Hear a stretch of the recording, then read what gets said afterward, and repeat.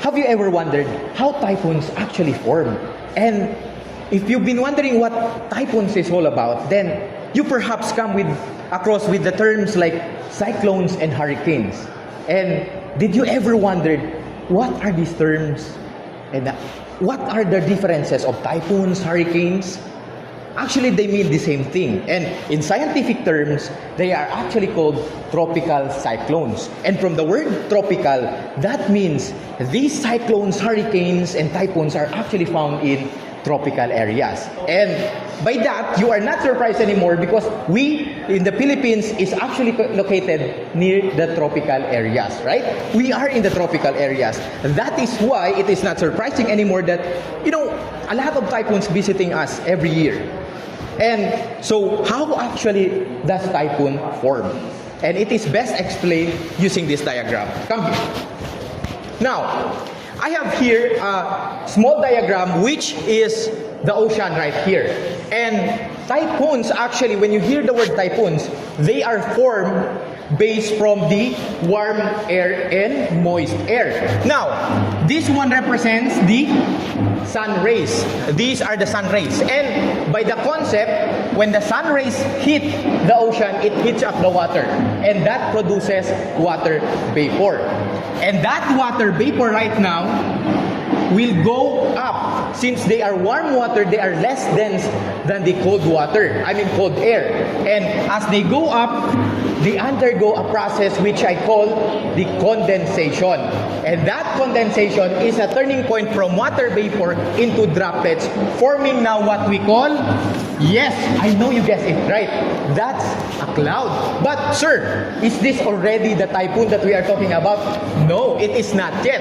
A cloud is just a pre-stage of forming the typhoon. Now, we want to focus here, this place.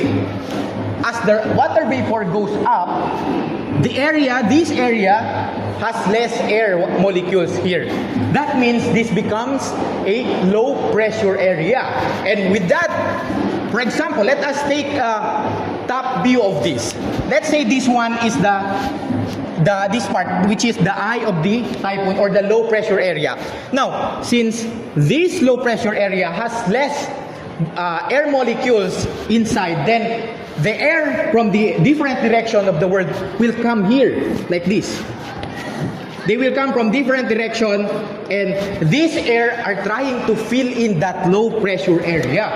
And due to that different air coming from different direction, which cause the concentration of air in this area, now forming what we call a storm.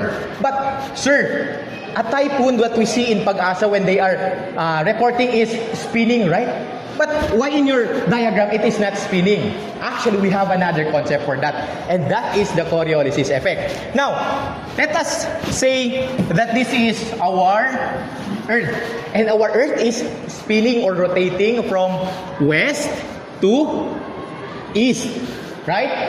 And since they are spinning, air from the south and air from the north will come here to the equator. Now, due to the spinning of that Earth, the air from here will actually spin, and this one will spin like this, and that causes these concentrated air molecules to spin, which is now forming the typhoons.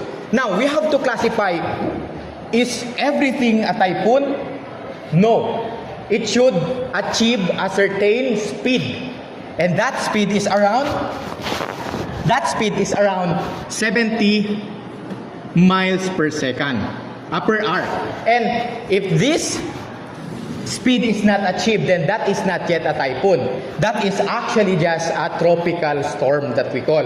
But if the speed is around, let's say, for example, 100 plus miles per hour, then that is actually called the super typhoon. Like, for example, the Typhoon Yolanda, which is the most famous in the Philippines, which destroyed a lot of houses. And that Typhoon Yolanda was actually classified as super typhoon because it was so powerful, more than the 70 miles per hour. And that's, my friend, how you know that typhoons are formed.